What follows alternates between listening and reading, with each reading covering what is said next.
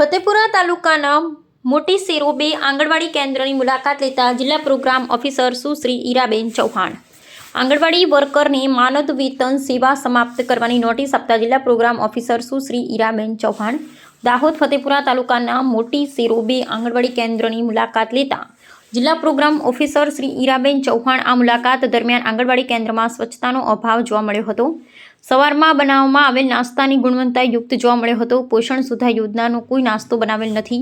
છેલ્લા 2 વર્ષથી ખાલી ટીમ બારદાન સ્ટોર રૂમમાંથી ભરી રાખ્યા છે. ખાદ્ય સામગ્રીને યોગ્ય રીતે રાખેલ નથી. ટેક હોમ રેશનનું વિતરણ કરેલ નથી.